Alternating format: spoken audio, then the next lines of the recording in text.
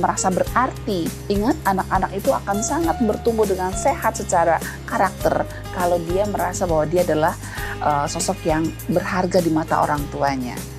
Dia diperhitungkan oleh orang tuanya. Mamanya spend time loh, disiapkan waktu khusus buat anaknya. Masalah yang paling terbesar dari anak yang orang tuanya sibuk bekerja adalah komunikasi. Anak-anak sering merasa bahwa tidak punya akses untuk komunikasi dengan kita. Kalau saya boleh titip pesan, sebaiknya berikanlah jaminan garansi pada anak bahwa anytime kamu hubungi mama bisa. Tapi mungkin kamu harus menunggu kalau mami sedang rapat barangkali. Kirim aja WA-nya, ya kan? Nanti mami akan coba hubungi kamu kembali setelah gitu kan. Nah, sebagai orang yang sudah dipilih Tuhan menjadi orang tua, kita perlu ingat bahwa anak-anak kita adalah titipan Tuhan yang perlu kita jaga, kita rawat. Entah kita bekerja di kantor atau tidak.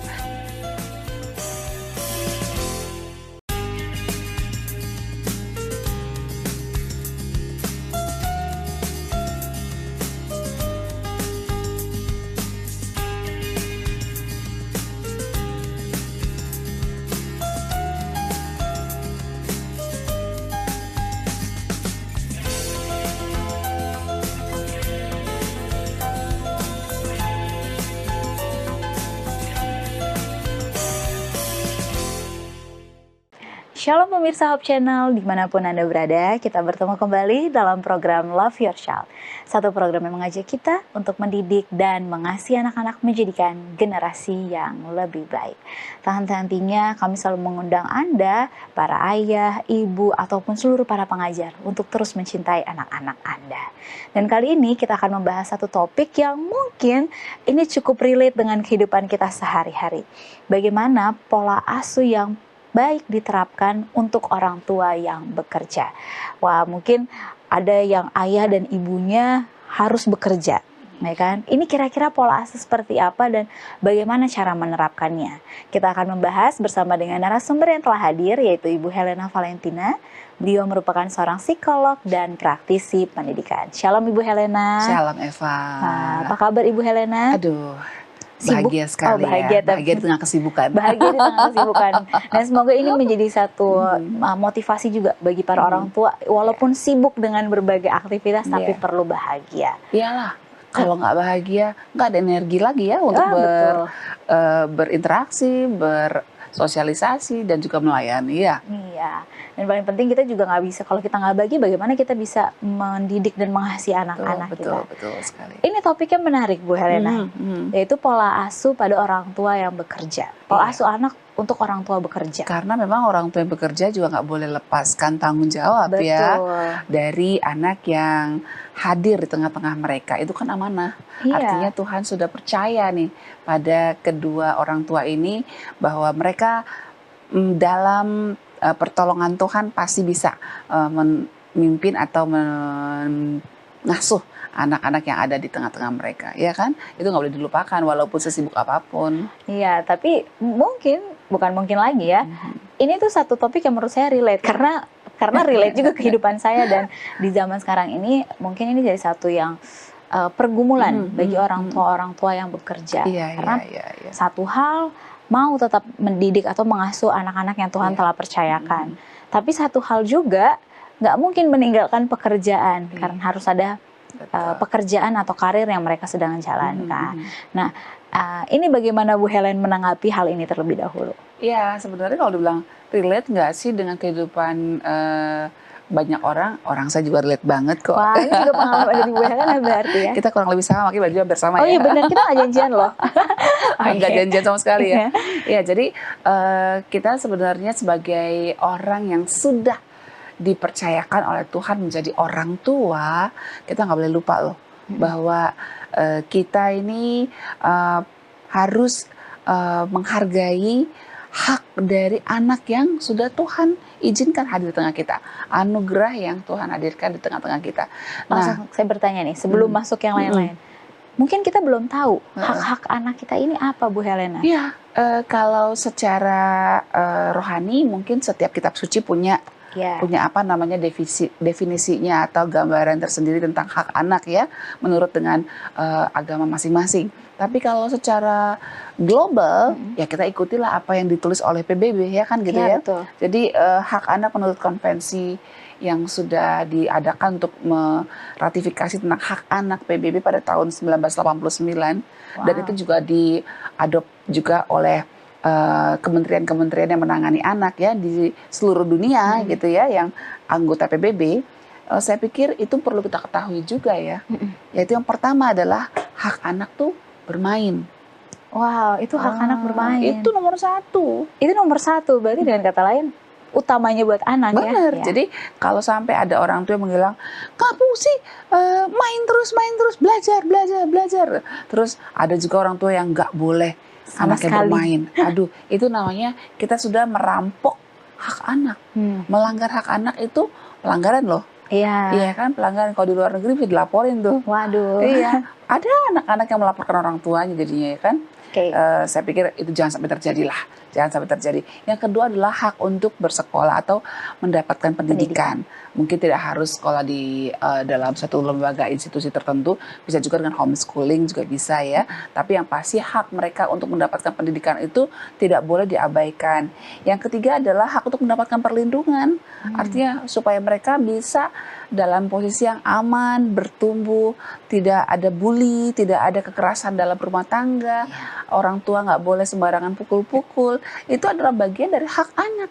Perlindungan. Iya, perlindungan anak ya. Dan keempat adalah mendapatkan nama. Iya, jadi kalau ada anak yang nggak dikasih nama, itu melanggar juga. Saya pikir kalau orang tua di Indonesia sebelum lahir pun sudah ada namanya ya. Jauh-jauh hari. Iya kan. Tapi ada juga loh orang tua yang pernah berpikir apalah arti sebuah nama, nggak perlu dinamain. Ada loh sempat sampai akhirnya ditegur oleh RT-nya karena anaknya nggak ada namanya. Akhirnya dikasihlah namanya singkat-singkat gitu, cuma satu huruf, iya kan? Ada seperti itu terjadi. Nah, jadi setiap anak tuh berhak mendapatkan nama sebagai identitas dia. Iya. Lalu yang ke berapa tuh tadi? 1, 2, 3, 4. Kelima, hak untuk mendapatkan status kebangsaan. Ya kan? Lalu hak untuk mendapatkan makanan. Jadi itu sudah kewajiban orang tua. Bukan anaknya dilahirkan lalu anaknya sendiri harus cari makan sendiri. Nggak bisa juga sih Bu Herna. Kan kejadian kan gitu kan. Ya, di pinggir-pinggir jalan itu, anak-anak jalanan itu kan kasihan kan. Mereka justru harus bekerja untuk mencari makan dia dan makan orang tuanya. Wah, terbalik ya. Itu kan sebenarnya menurut saya itu bagian dari pelanggaran hak asasi anak loh. Betul. Yang sudah diratifikasi oleh PBB ya sebagai lembaga dunia. Kemudian juga hak untuk mendapatkan akses kesehatan. Makanya di negara-negara maju itu kalau orang mau punya anak dicek dulu nih. Dicek dulu apakah Anda sudah dianggap sanggup untuk memiliki anak ya. Jadi kayak adik saya ada di satu negara ya, saya nggak mau sebutkan, satu negara apa tuh namanya, dia cerita tuh kalau mau punya anak akan dicek nih rumahnya kira-kira bisa nggak untuk bermain. Wow. Ya kan? Jadi kalau dia nggak bisa kasih hak anak bermain, wah belum diizinkan untuk memelihara anak, misalnya adopsi ya. Kalau udah hamil ya mau bilang apa lagi kan gitu ya. Tapi itu juga nanti akan dicek loh, dicek oleh pemerintah kalau anaknya ditelantarkan dia akan diambil anaknya gitu. Ya kan. Kemudian juga hak mendapatkan rekreasi.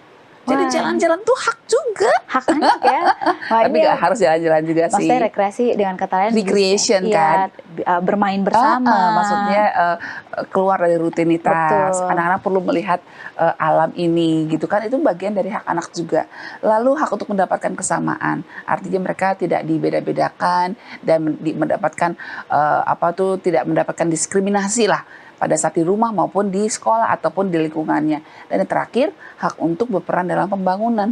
Jadi anak ini sebenarnya memang kita semua orang tua harus punya mimpi Bapak Ibu untuk membuat anak-anak ini akan menjadi generasi yang lebih baik gitu. Untuk bangsa kita, untuk negara kita, untuk kalau kita ada di Kristen, di gereja kita ya. Betul. Jadi emang itu bukan satu hal yang muluk-muluk, tapi memimpikan anak untuk menjadi sosok yang berperan dalam pembangunan, berperan dalam komunitasnya itu ada sebuah keharusan gitu. Nah, yang jadi masalah, bagaimana caranya misalnya kan kita bisa memenuhi semua hak Yang anak 10 ini ya. 10 ini kalau misalnya kita sendiri pun belum paham bagaimana cara mengasuh anak. Apalagi nggak punya waktu bilang. Apalagi mungkin yang alasannya saya sibuk bekerja, Iya.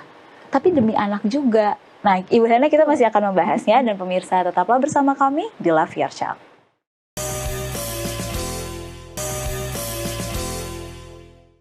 Kembali lagi di Love Your Child, dan kita masih membahas pola asuh anak untuk orang tua bekerja.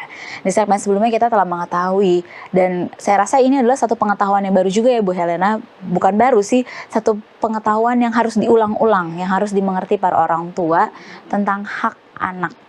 Hak yang harus dipenuhi, apalagi sebagai orang tua.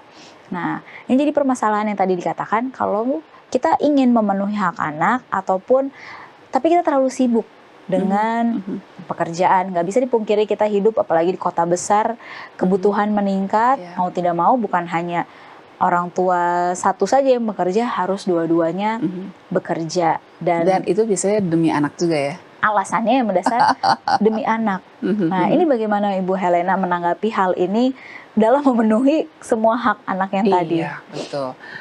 Yang pertama mungkin saya mau ingatkan kepada kita semua sebagai orang yang sudah dipercaya menjadi orang tua. Itu anak lahir atas kemauan kita kah? Atau kemauan anak itu?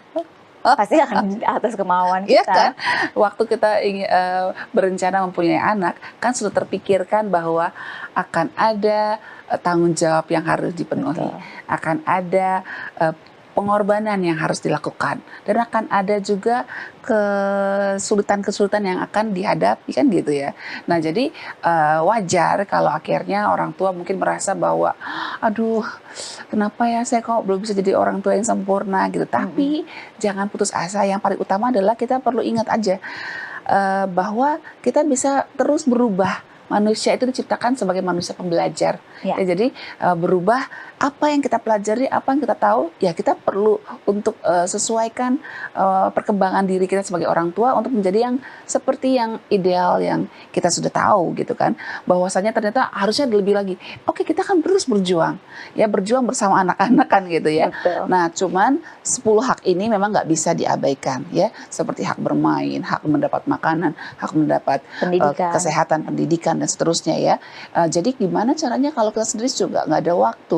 Saya pikir ini bukan soal nggak ada atau nggak ada waktu, tapi adalah masalah bagaimana mengatur waktunya. Nah, ini kata kuncinya nih. Saya suka sekali mengatur waktu. Iya, memanage waktu yang 24 jam ini sehingga itu bisa terbagi-bagi, terdistribusi dengan baik. Ya, ada waktu buat kita, ada waktu buat anak, ada waktu buat bekerja, dan ada waktu juga untuk bersosialisasi, gitu kan. Dan jangan lupa kita juga perlu untuk bahagia kan. Betul. Jadi memang kita perlu adil dengan diri kita, dengan anak kita, dengan semuanya. Nah, jangan sampai, ini yang saya khawatirkan dan sering terjadi ya, yang saya sering temukan, kita jadi seperti terhipnotis dengan pekerjaan, ya kan? Jadi kerjaan aja di otak kita ini ya, bangun tidur bekerja. Jadi anak seperti kayak apa ya, objek penyerta aja gitu. Seperti aksesoris begini gitu kan. Dia ada, dia terpenuhi, menurut kita terpenuhi, padahal belum tentu ya. Karena sering sekali orang berpikir bahwa saya bekerja buat anak, tapi sebenarnya yang buat anak tuh apanya? Oh, uang buat apanya? Uang beli makan, beli pakaian, beli rumah, sandang, pangan, sandang, papan. Udah itu aja. Padahal nggak gitu loh. Ada 10 hak anak.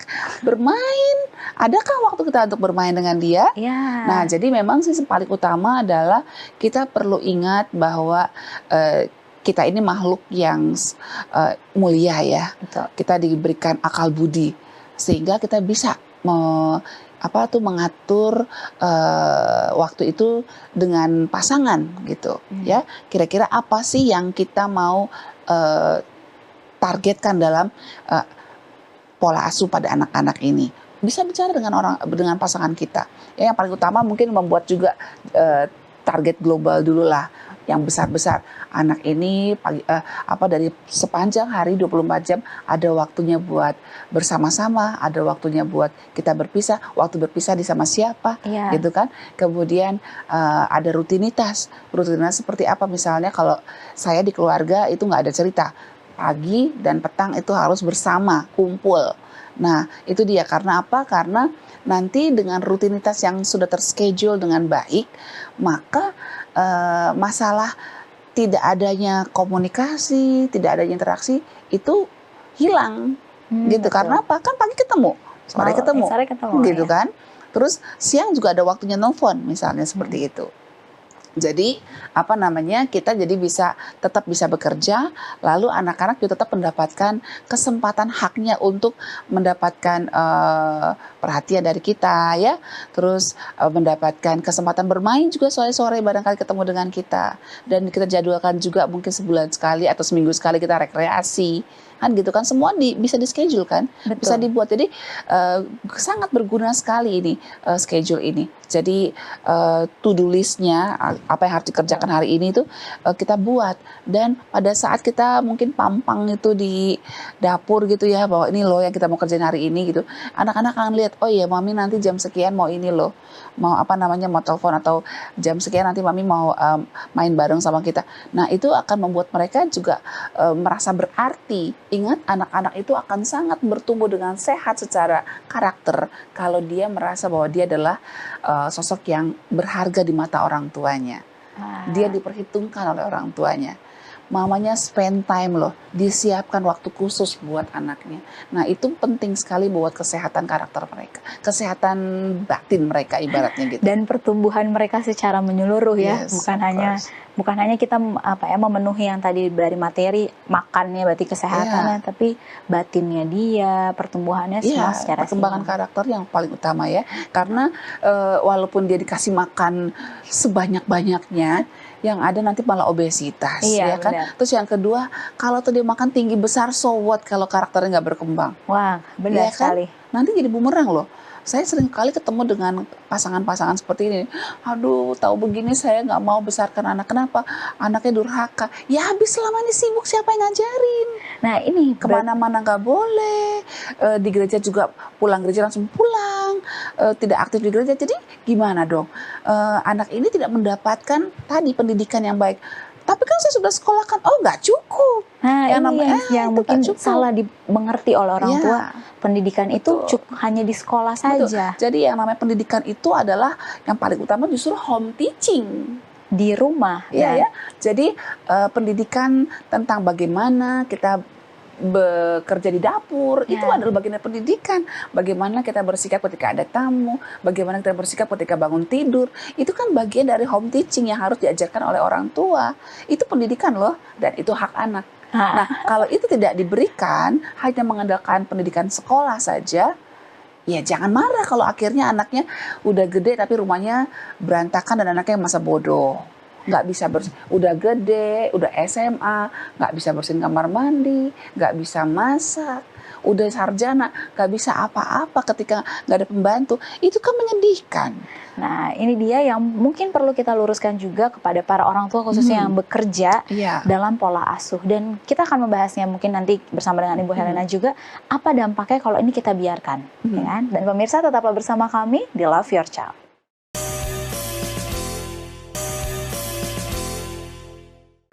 Kembali lagi di Love Your Child, dan kita masih membahas pola asuh anak untuk orang tua bekerja. Nah, Ibu Helena, tadi Ibu Helena sempat bagikan beberapa tips. Lanjutannya nih, Ibu Helena, apa tips berikutnya setelah? Tadi kan dari awal aku bilang bahwa kita harus tahu dulu nih mau dibawa kemana ini anak kita, kan gitu kan. Mau dijadiin anak yang bebas merdeka, tidak ada aturan, atau kita mau bikin anak kita supaya dia jadi orang yang sungguh-sungguh bisa nyaman, bahagia. Karena kalau anak yang terlalu bebas merdeka, yang ada nanti dibenci orang loh. Karena kayak nggak punya aturan ya. Iya gitu kan, ke rumah orang naik-naik ke bangku, Betul. kan nggak sopan ya kan. Tapi kalau anak yang kita atur, didik dengan baik, itu tentu saja akan membuat dia bahagia gitu Iya. kan. Nah itu dia, jadi kita satu hal, suami istri ini harus duduk bersama, gitu, memikirkan apa yang kita harus lakukan dengan keterbatasan waktu yang kita punya gitu Betul. kan. Jadi kalau udah tahu, oh kita mau bikin anak kita teratur, oke kita buat deh apa langkah-langkahnya setiap hari, pembiasaan apa yang kita akan lakukan pada anak kita. Misalnya kita mau ajar dia udah, kalau pas makan duduk, jangan mondar-mandir gitu kan. Udah diajar tuh 10 kali diulang-ulang, 10 kali diulang-ulang, seperti itu, maka dia akan menjadi, menjadi terbiasa. Kalau Dan makan akhirnya terus duduk. jadi nggak mondar-mandir, lari sana lari sini, kejar-kejaran sama orang tuanya Benar, gitu kan. Nah, itu kan bisa dilakukan dengan pada saat pagi kita makan bersama. Tapi kan kita mau berangkat ke kantor ya. Iya. Berangkat ke kantor kan, sementara anak ini kan bangunnya aja sudah jam 6, kita mau berangkat setengah 6. Oke, kita bisa cancel di sore. Mungkin pas dinner harus sama-sama. Pas makan malam harus sama-sama seperti itu. Lalu kita pesen sama yang menjaga dia di rumah bahwa kalau makan nanti duduk ya. Kalau dia turun, naikin lagi. Kalau turun, naikin lagi gitu. Betul. Terus sampai dia bisa, tolong difoto ya, kirim ke saya gitu. Jadi tetap harus ada orang tua tuh bukan sekedar lepas tangan aja ya. Iya. Terus ya kemudian masalah yang paling terbesar dari anak yang orang tuanya sibuk bekerja adalah komunikasi. Anak-anak sering merasa bahwa tidak punya akses untuk komunikasi dengan kita. Kalau saya boleh titip pesan, sebaiknya berikanlah jaminan garansi pada anak bahwa anytime kamu hubungi mama bisa, tapi mungkin kamu harus menunggu kalau mami sedang rapat barangkali. Kirim aja WA-nya, ya kan? Nanti mami akan coba hubungi kamu kembali setelah, gitu kan. Nah kalau udah sampai di rumah, ya kita komit lah. Kalau Betul. bisa ya kita sudah komit kan di jadwal itu bahwa ini saatnya saya bermain dengan anak. Matiin dong handphonenya, ya kan? Di airplane mode dulu gitu kan. Membuat satu waktu khusus bersama Iya. dengan anak. Seperti yang saya bilang tadi, bahwa salah satu yang membuat anak itu akan bertumbuh dengan karakter yang kuat dan bahagia adalah ketika dia merasa bahwa I am the important person. Iya, betul. Ya kan? Saya adalah anak yang penting buat mama saya. Jadi mama saya itu menyayangi saya walaupun mama bekerja, tapi mama sebenarnya bekerja buat menolong saya bertumbuh gitu kan. Dia sadar betul, karena apa? Kan pada saat bermain kita ngobrol. Iya, benar. Ya kan ngobrol, kita kasih waktu bebas untuk dia ngomong apa aja gitu. Nah yang berikutnya juga, ya memang kita tahu bahwa kita nggak mungkin bekerja sendiri. Kalau sudah bekerja di kantor, nggak mungkin lagi anak kita 24 jam sama kita kan gitu. Iya, Jadi mau nggak mau kita harus memilih penolong kita yang benar.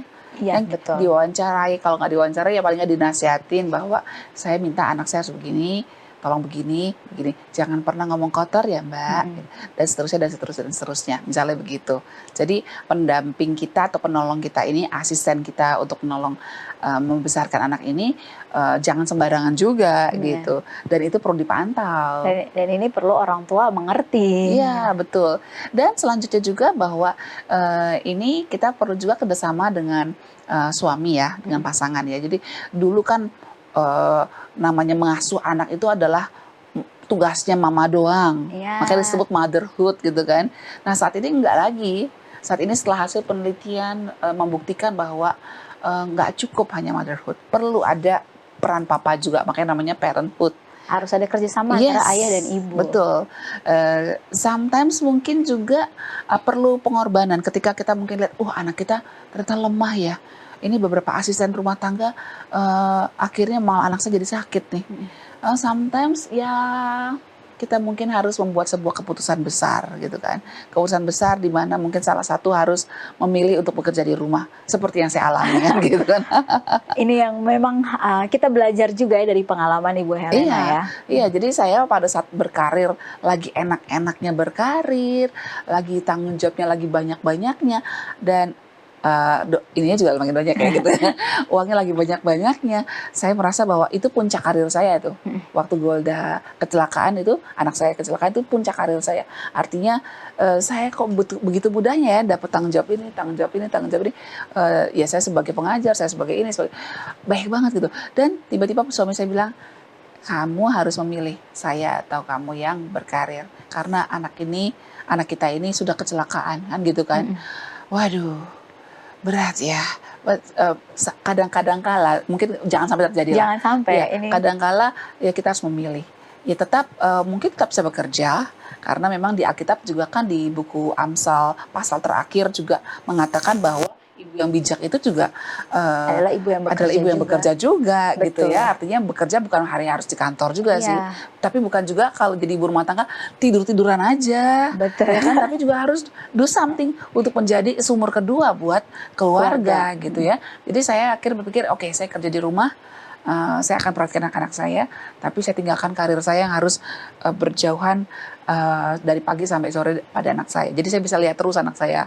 Ya saya ciptakan pekerjaan baru gitu. Wah, tapi mungkin yang bisa saya dapatkan adalah ketika bekerja bukan berarti kita lepas tangan terhadap anak kita. Yes. Tetap harus ada pantau.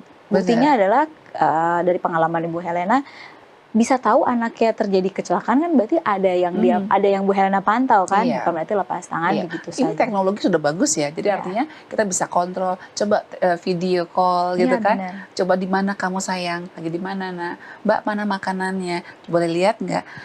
Aduh Mbak terima kasih ya, ya kita kasih penghargaan sama yang menjaga supaya dia juga merasa dihormati, tapi kita juga harus tegas gitu bahwa makanannya nggak boleh sembarangan kan gitu Iya, kan misalnya, dia tidurnya udah tidur belum Mbak? Coba lihat dong video dulu ya. Oh tidur, terima kasih ya kan gitu. Aduh kamu penolong saya yang baik nih, terima kasih ya. Pulang-pulang kita bawa oleh-oleh buat asisten kita, kan dia jadi semangat gitu. Jadi kita punya rekan kerja untuk membesarkan anak yang juga merasa bahagia karena dia dihormati, sehingga dia akan loyal dan mungkin juga akan menjadi menjadi pendamping yang lama gitu. Buat menolong kita. Nah terakhir Ibu Helena mungkin bisa kasih kesimpulan singkat dari pembahasan kita kali ini. Ya, kesimpulan singkat ya, harus panjang Pak. Yang pasti adalah semua kita adalah orang-orang yang punya tanggung jawab. Nah sebagai orang yang sudah dipilih Tuhan menjadi orang tua, kita perlu ingat bahwa anak-anak kita adalah titipan Tuhan yang perlu kita jaga, kita rawat. Entah kita bekerja di kantor atau tidak. Namun demikian, kita pasti dimampukan Tuhan untuk bisa merawat mereka dengan strategi-strategi yang kita buat bersama dengan pasangan kita. Dan mencapai satu mimpi kita menjadikan anak-anak generasi yang lebih baik. Amin. Terima kasih banyak Ibu Helena Sama-sama, dan Eva. terima kasih banyak juga pada para pemirsa yang telah menyaksikan Love Your Child episode kali ini. Tetap terus saksikan Love Your Child di episode berikutnya karena kita akan membahas bagaimana cara mendidik dan mengasihi anak-anak menjadikan generasi yang lebih baik. Shalom dan Tuhan memberkati.